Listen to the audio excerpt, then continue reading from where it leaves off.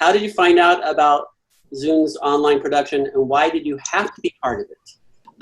But I found out about Zounds online production and was brought in by BJ, the great and powerful, who decided to form this all, gathering people that he knows through various production means in the past and those that understand the language, and just calling upon us to join in this fantastic production of all these different plays, all these different works. And it's just been a blast, full on. Every single day. Like, it's the highlight of my week. I know most of us have said the same thing, and it's just incredible to be on this journey with everybody. I'll just jump in. I got involved with this from BJ, the great and powerful. So BJ just kind of like sent like a little message, and he was like, "Hey, I'm thinking about doing like a read through. What do you think about doing that?" And I was like, "Oh yeah, sure, sounds fun. Like, what play do you want to do?" He's like, "The Star Wars read through." And I was like, "Okay, I've never read that, so okay, I'm interested." And then I didn't hear anything for a while because I think he was just assembling the Avengers and grabbing everybody. And then it was like a week before he was like, "Oh hey, you still want to do that thing, right?" I'm like, "Oh yeah, sure, okay." And just jumped right in, saw all these lovely faces who I've gotten to work with a couple people so far beforehand, and it was absolutely fantastic. So I'm really glad I checked my Facebook messages, which I almost never check. I'll go next because Trent. Oh no. No, you. Okay, I'm just gonna take it. Because Trent stole my bit, I was going to make like a little Avengers reference and everything, but I got involved. BJ also reached out as he was assembling the Avengers. There was an idea, and asked if I would play Han Solo. And I think if someone asks you to play Han Solo in any sort of media format, you have to say yes. I definitely never thought about saying no, so I've been here ever since. And as everyone else has said, I could not imagine not doing this every week or so. I owe BJ a Wookiee life debt, so that's why I have to be here. It's not against my will, but it's definitely like part of it. Yeah, I found out from BJ as well. This is all his fault. I am lucky enough to be his neighbor. It truly has become something that I look forward to. And like Trent, I've been able to work with some of these people before in live theater, and a lot of these folks I've never met before, but somehow they've become some of my closest confidants. So being able to do this every week almost is something that, leading up to it, I have that mindset of, I have to do that again. And then I get in the room and I'm like, these people, I love them. So it's just been something that's brought a bit of joy out of the monotony of quarantine. I'll go next. So, like everyone else, BJ was the one who brought me in. He's the ringleader of this crazy circus. And I got an email at some point. It wasn't as early as Trent. I feel like I was later along once the idea was established and the Avengers were being assembled actively. And I thought, oh, I'm just getting this email. He's just kind of feeling out like, hey, it felt like a big email of like, I'm going to throw this big wide net to all people and see who's interested. And I said, me. And all I knew that was that it was going to be the Star Wars-y prequels and sequels and all the things. And then I got an email back being like, hey, do you want to be Leia? And I'm like, excuse you? And I was somewhere in between flabbergasted and really, really flattered. And so, duh. And just duh. So, yeah, that's why I'm here. So for me, a long time ago, I'm not going to make that joke, but a long time ago, I had this roommate named BJ who one day had this text of Verily, A New Hope, and he started reading from it in our living room, and I happened to be at my piano at the time, and I've been a big Star Wars fan and John Williams fan for ever, and I started kind of like just improv playing along with it, and so I'm convinced that that's where the idea of having musical accompaniment by me was planted. And so, yeah, BJ reached out to me, and I was very excited to get to tinkle the ivories, so to speak, and provide a little bit of a soundtrack. Like everyone else, BJ is the one who brought me in. He posted something on Facebook. Feels like forever ago now, but casting a wide net, seeing if anyone was interested. I responded almost immediately, and the rest is history. Here we are. I'll go next. A very similar situation to Jeff. I met BJ on the battlefield of Agincourt, and he saved my life a couple times, as several different Frenchmen. So I owed him a debt, and he convinced me to join his posse, his band of brothers, if you will. And now I'm here, and it's, again, like people have said, it's a highlight of my week, being in quarantine and just having a chance to just at least read theater and be a part of a group again. It's been great.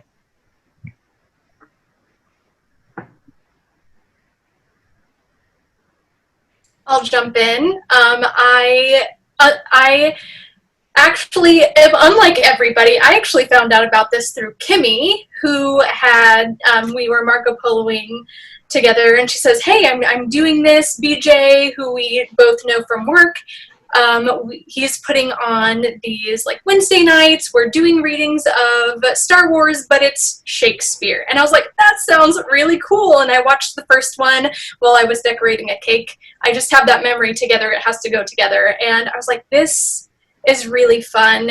It's a great way to have something during quarantine to kind of keep you going, keep you knowing what day of week it is. So I messaged BJ. I was like, hey, if you ever need anyone, let me know. And he's like, I'll add you to the group.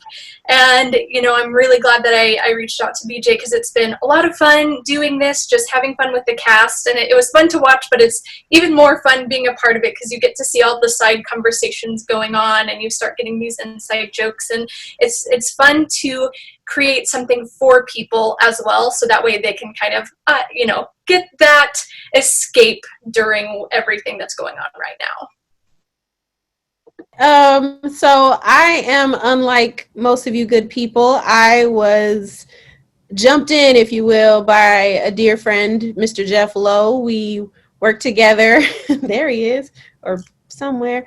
And we worked together doing Merchant of Venice. So him knowing that I have a Shakespearean background, he's probably seen me wear my Star Wars shirt to rehearsal about half a dozen times easily. And he was like, hey, there's this thing. And I'm like, oh, okay, bet. He's like, they want you to be Lando. And I'm like, oh, hell yeah, the coolest brother in the galaxy. Done. I mean, nobody else can do Lando the way I can. Wait. Okay, scratch that, because he old now. But yeah. Found out from Jeff. BJ invited me. Here I am. Highlight of my week, especially with everything going on. I don't want to get too deep into it, but for someone like me, this is a very welcome chance to nerd out with some fellow nerds and have a good time and polish your skills as an actor as well, because it is Shakespeare after all, and that's how we do it. Works every time. Mashing up Shakespeare with Star Wars, why do you think it works? It falls into that classic Shakespearean style, really well, of your Shakespearean epics, where you have some funny side characters going on over here, pretty straightforward grand scale story with also little bits of personal internal drama and character growth. It just kind of lines up perfectly with a lot of the shows, in my opinion.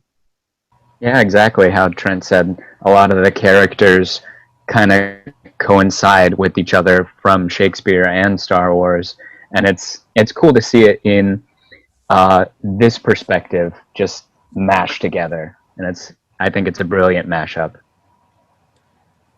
There's a Go ahead, Olivia. there's a similar through line of having high and low characters, and high and low, like high drama and low comedy that happens in both of them. So it's easy to kind of to make that hybrid work really, really well, because when you've got one set of characters who are like kings and emperors and princesses who are having these huge dramatic things and people's limbs are getting chopped off, and then you've got ridiculous little like Ewoks and stuff, and it's fun. Or you get Jar Jar doing some fantastic speech, some existential crisis a la Hamlet, which is freaking phenomenal. And also there's lots of pop culture references littered throughout these pieces, which is pretty dope. I think it's important to note just how quotable all these films are. Not only Star Wars, but looking at things like Mean Girls. I mean, these quotes are just so embedded in our zeitgeist or whatever. And so then to take them and put them into a language that seems so serious to a lot of lay people nowadays, I think is part of the fun. There's also another thing I just thought of, which was that there are so many subtle moments where whenever in Star Wars there'd be a line or a look. What's really great about this is it expands and turns those into a soliloquy. And so you get these grand epic speeches from tiny characters too. Like, I think we were all taken aback and not taken aback. We were all amazed by Jeff's space worm, which really just did amazing stuff with such a minor character. You know, it was just little things like that are just chef's kiss, just perfect.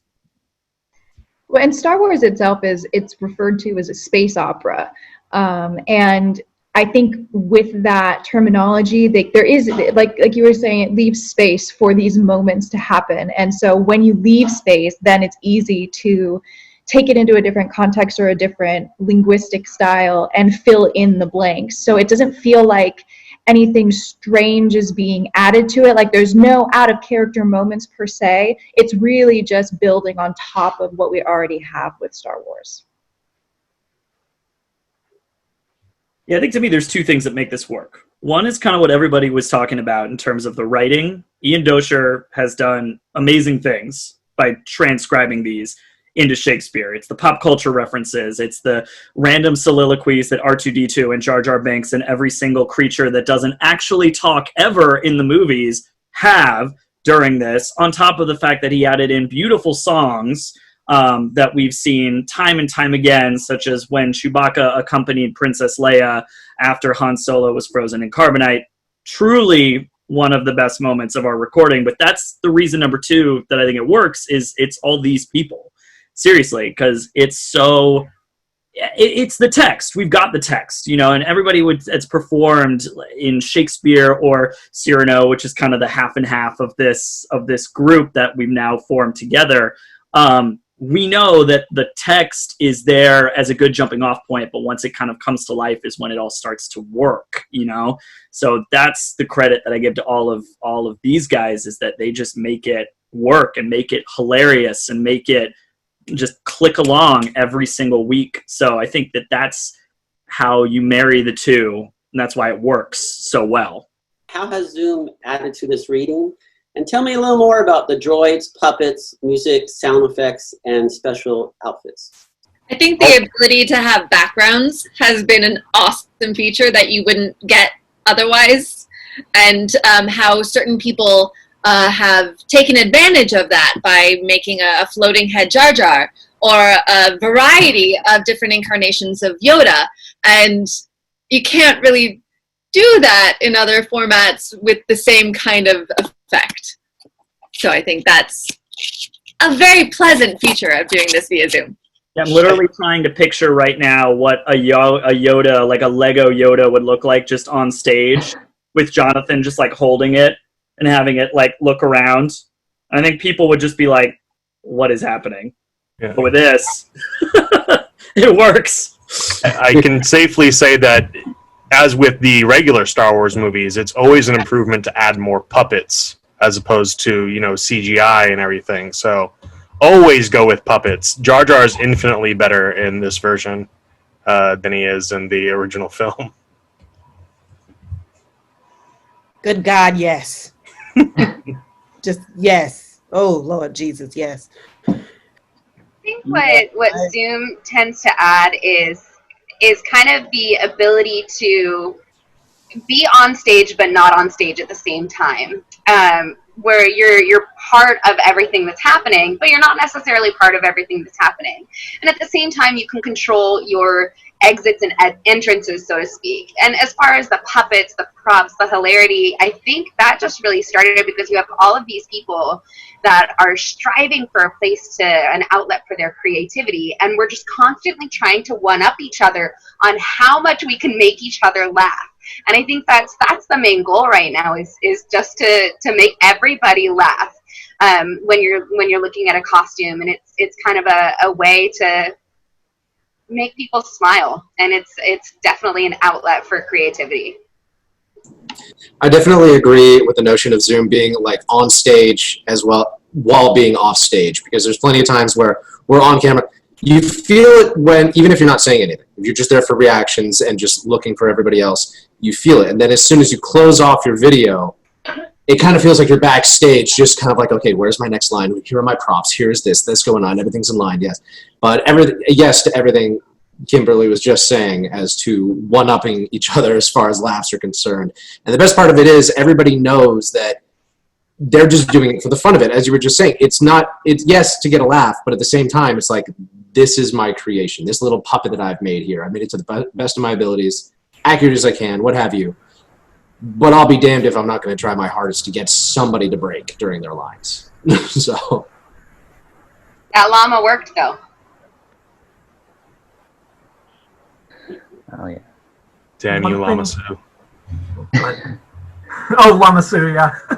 Honestly, not expecting such a big reaction with that llama, but thank you. Got me just at the end. It's beautiful. One thing we discovered with the music very quickly is that Zoom doesn't like to have multiple sources of audio going at the same time. And so the original thinking was to have music playing through much of what was happening and just sort of softly accentuating the amazing performances that all the awesome actors are providing. And we realized that does not work on a technical level. The audio gets all screwed up, and so we had to be a little bit more intentional and shifted our approach in later episodes. And so BJ and I would sit down and virtually and talk about how to interject music in ways that would hopefully feel natural and support what the actors are doing, but actually have those moments planned out ahead of time so that we didn't have to worry about the different performances competing with each other. And the great thing, I don't know about, can't speak for the audience, but as a performer, the great thing about Zoom is being able to do it from anywhere. I've bowed out of a couple because of internet connection problems, but last week I was in Indiana and I did it. It's just a great thing of not being constrained to any particular place or even time, and just every Wednesday at this time is where your friends are, right? So you can come in and hang out from anywhere in the world. Yeah, John, tell them where you were first doing these from. Oh, I was in Alaska. Yeah, so that was cool. It was it's just this yeah. I've done them from Alaska. I've done them from Central California. Done them from Indiana. I don't. BJ, where was yours? You had one in I was out in New Jersey at one point. People, it's funny. Like some people have gotten to go and see like family during all of this, and he's right. I mean, it's kind of fun to get to still be like, even though I'm on the East Coast and we're doing this on Pacific Coast time, and I had to be like 10 p.m. out there. Like it was still really nice to get to do it because it's fun to get to be with these people, and hopefully people are getting something out of it on the audience end too. About the writer, why do you like this interpretation of Shakespeare and Star Wars? Why is it such enjoyable as an actor to perform it? He definitely pays attention to, there are some deep cuts in these. I think the other day Matt had to say a line as Anakin that was a line that he had just done from us from Love's Labor's Lost, which is a deep cut of a Shakespeare play. So Ian Doescher knows what he's talking about, at least he knows how to copy and paste really well. And then in other ways, I think some other folks already said it before, but it's kind of fun to expand on these characters that like have 0 lines and just like a side eye, and you can find like a Wikipedia page that's just their entire life and everything. They don't have anything in any of the movies, but they've got a novel written about them, in a expanded universe and legends. So he's able to get a lot of Shakespeare in there, and a lot of, I think Benny said, a lot of cultural references too. Like, especially in the last, like in the prequel ones, there are more pop culture references than just straight up Shakespeare references sometimes. He's done his nerd homework. Yeah, I will say the trajectory of our shows matches really well with the trajectory of his writing, because he started out very straightforward too with everything, and now he's just throwing everything in there. Like, I think John pointed out that like every single one of Mace Windu's lines has some type of reference to a movie that Samuel L. Jackson has been in. Kevin Napor, I think in Mean Girls, every single line had a math pun in it. So he has an afterword in every single play that he transcribes, and reading those, like I think last week, Kelsey, who's not here, it was funny, she was laughing because she played Tan Wee, and then we had the all-powerful Lama Su that Sean played. And apparently the way that he wrote those lines was, he described it as like A, B, C, D, E, D, C, B, A. So you go into the scene, and then at the exact halfway point, they literally start repeating their lines in reverse on the way out of the scene. So it's such a weird thing that you don't even think about, but then when he puts it that way, you're like, oh, shoot. What? So I think that those layers just make it so much fun to play, too. Yeah, he flexes so hard with his writing talent. I can't even the Yoda haikus were one of my favorite things, and like Admiral Akbar is like every line he ends with AP, like ends with like word that rhymes with trap, all leading up to it's a trap. Like, it's just so much. I got to do the Liam Neeson Taken line. That was fucking sweet. But yeah, that was great. And I think one of the other afterwards, he had talked about, this was for Mean Girls, how he had actually assigned the major female players to major Shakespeare female characters. And so he clearly is understanding the through line that he needs to put into these translations in order for them to work and still feel like Shakespeare, while also feeling like this contemporary drama or comedy or what have you. And he's also incredibly sassy about certain things, like having random scenes that he's putting in that are exclusively to comment on kind of nonsense about things, like was it stormtroopers talking about shafts and how the Death Star has been constructed, and just little asides, and there's meta scenes with between two Jedi 1 and Jedi 2 commenting on kind of the franchise and the fan thoughts about the franchises, and it's hilarious. And yeah, I like how you gave no context to the conversation about them talking about shafts and just kind of threw that in there about how that's a normal everyday conversation that everybody has. I mean, the scene itself was very open-ended. Just talking about Shaft. What's Right wrong with that? He's a bad... Shut your mouth. So what I'd like to add is I think that it's very clear that Ian Doescher has done his homework on whatever he is referencing. And it makes, I think for me, it makes my job easier, because I have in whatever lines I'm reading, the backstory of the character right there. I have the references right there that I'm making. And he has done his work, which makes it fun and sassy and so much easier for us. And even if we read through our lines before we start reading on the day of, there are still things that sneak in and surprise us when we're halfway through the line and go, oh my gosh, I didn't catch that on the first read through. So the amount of work that he's put into it is just incredible. Yeah, he's a fan. You know, he's clearly a fan of Star Wars and Shakespeare. And we are also all fans of those things. And if you can put something in there that's going to surprise people like us, who like kind of live and breathe shit all day, you know, clearly he's doing something right. And I love that he makes it accessible. When I was growing up, I didn't really get into Shakespeare because I felt like it wasn't for me. And obviously that ship has sailed off into the distance, and I love Shakespeare now. But what I appreciate is that with the pop culture references and all the little clever details he scatters about, it makes it accessible for folks who may not be into Shakespeare, may not know or understand Shakespeare, but we all love Star Wars. We've seen these things a dozen times or so, and they're deeply embedded in the cultural subconscious of society. You know, we all know what a Darth Vader looks like. We all know the Imperial March. We may not know it by name, but we're familiar with it. And then why not throw in the fact that he's referencing, oh shoot, I don't know, do the right thing.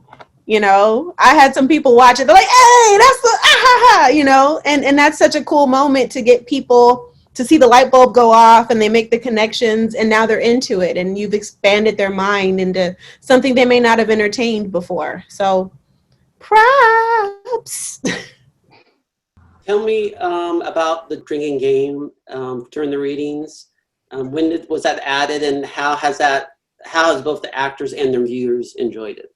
I'll answer that one. I think the drinking game idea came from the fact that we were enjoying it, but it felt like there was something else that we could add to make it different. You know, like there's tons of people that are out there doing readings right now, which is great, but I feel like right now there's so much, everything's so serious, and for a good reason. There's a lot happening right now, but I also wanted to put something out there that was a little bit more free-spirited and fun, and just a break from everything, just for a little bit, you know, which I think everybody can justify, just taking a little bit of a mental break, having a good time, letting loose, and just laughing along with what we're doing. So that's where that idea kind of came from, is that with Verily A New Hope, we did it fairly straightforward. You know, it was really with Empire that we started kind of branching out and doing all of these random, weird, funny things. And I think the drinking may have helped with that just a little bit. But I also feel like, you know, I don't know how many people are doing that at home. I think people are, but for us, that's kind of the fun part about it, is we're paying attention to all these different little nuances and all these different parts of the text. And then we get to just kind of enjoy the show in a different way that way.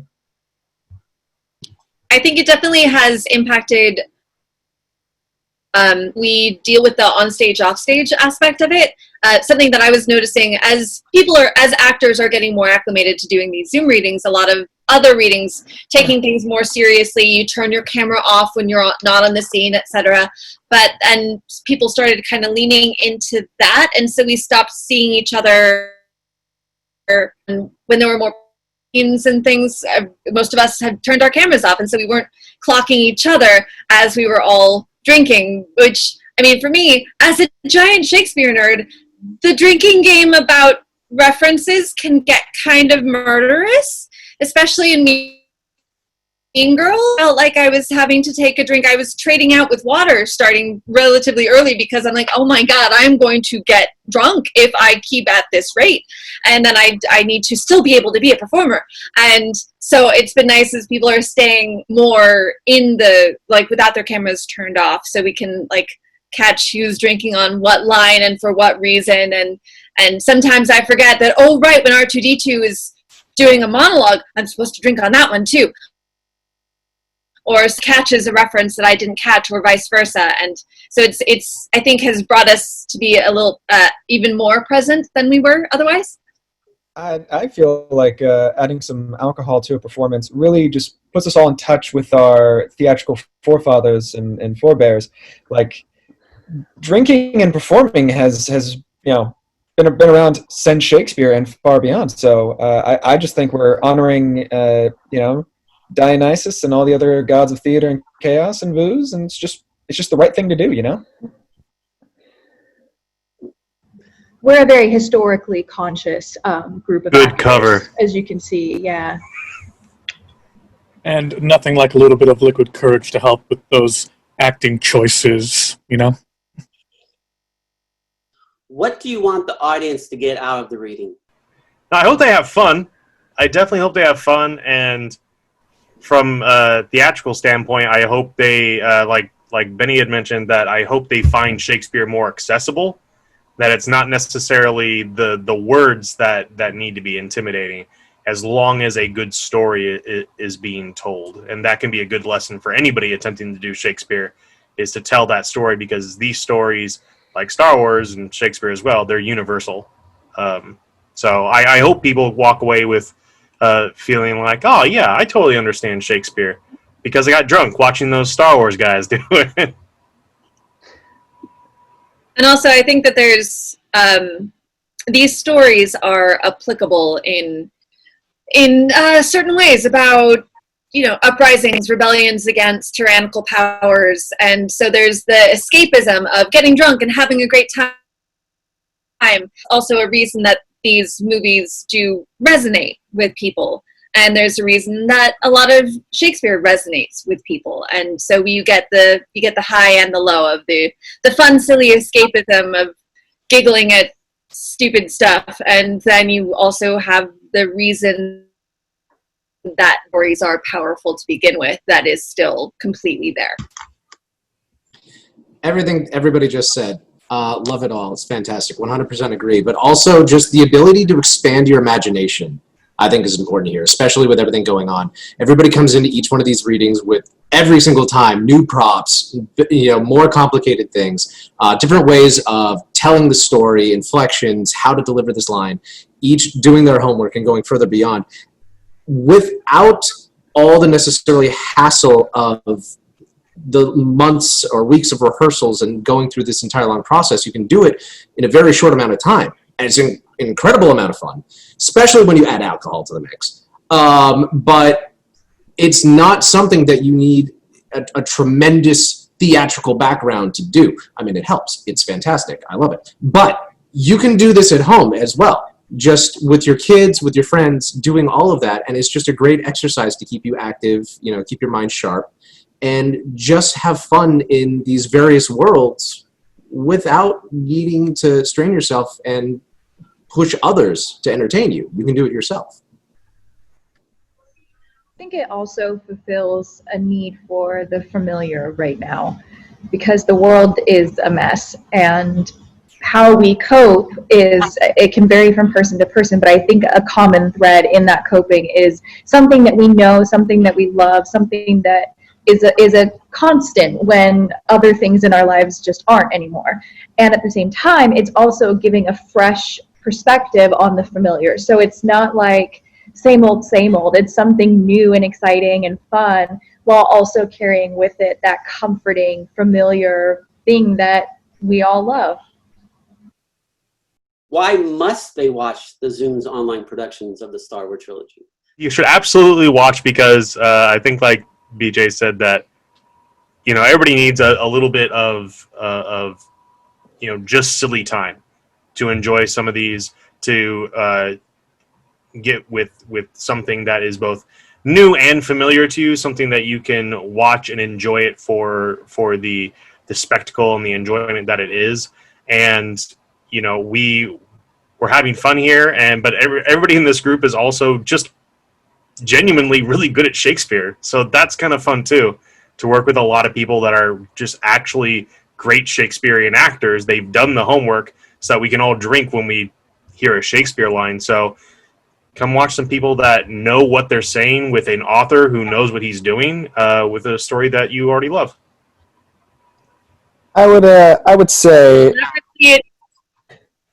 You go. I would say they should watch us because we're not the cast of Full House. We're not the cast of Community doing a read through. We're real people. We're approachable, we're attainable, and we're relatable. That's what I would say. Is that this is a down to earth production of whatever we can find in our closet. We are we're on the ground. We're real people, man. I love that in the originals, Jonathan did not show his face until the end.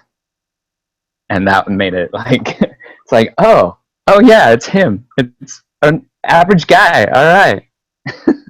And that's the reason I think people should watch, is because you never really know what's going to happen. You don't know, like, even us as cast members, we don't know what everyone else has come up with.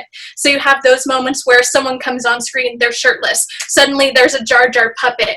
There's a BB-8 getting thrown across the room. Like, you really never know what's going to come up, and that's also keeps it fresh because you don't know what to expect. Yeah, this isn't theater. We aren't obeying any of the conventions of theater. This isn't film. We aren't obeying those conventions either. This is a completely new platform for performers, and so it is unique. You will never see these plays done like this, possibly ever again. Only us. Only this version. I honestly don't know if I would ever want to see a full-on staged version of these shows, to be honest.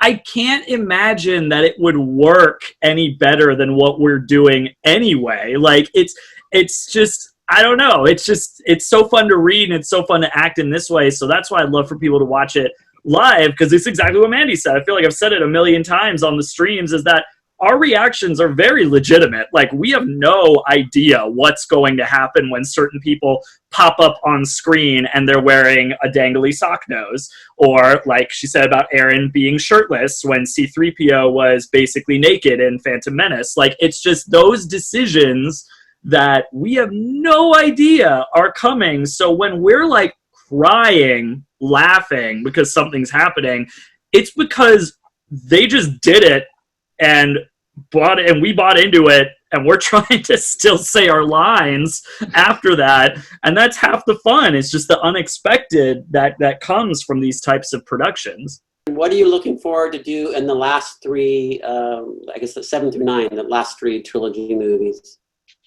More costumes, more puppets, more props, more everything. We've all been talking about one-upping each other, and I think it's just gonna keep climbing from here.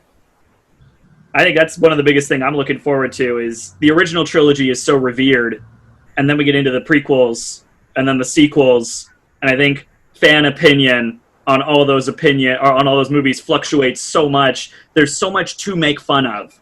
And I think that's one of the most exciting things about these plays. Not only do we not know what each other is going to do, a lot of us don't read the full script ahead of time, so some of those scenes that come up, we have no idea that this creature is going to talk. Or, like Olivia made reference to, there will be a scene tonight for the second part of Attack of the Clones with the Jedi 1 and Jedi 2 making some type of meta reference to how Star Wars universe is very weird. And I think that's what I'm looking forward to, is how does he kind of poke fun at how disjointed the sequels are. I'm looking forward to continuing to work with these human beings. I've only actually met and worked with like four of you in real life, and now you're some of my favorite human beings to get to do this with. So I'm just looking forward to getting to do more of this with all of you. I second that. Also, I'm looking forward to playing Ray's theme at every scene break. That's just all I'm going to play on the piano for all of the musical scores, just Ray's theme always. So that's going to be good. Obviously, like, people that are watching this, if you haven't seen any of our videos yet, please look us up. Watch from the beginning, and you'll see exactly what we're talking about. I mean, we start very simply and then just kind of spiral out from there. So it's definitely worth watching. in the original release order of Star Wars. I have to put that out there because there's people that would watch it like we got to watch it as the books were written, essentially, in this case. And then we have our Facebook page that you can follow us on too. That way you can stay up to date on everything. So it's Zounds, Zounds. So Zounds Online Productions. That way you can follow us and have a good time.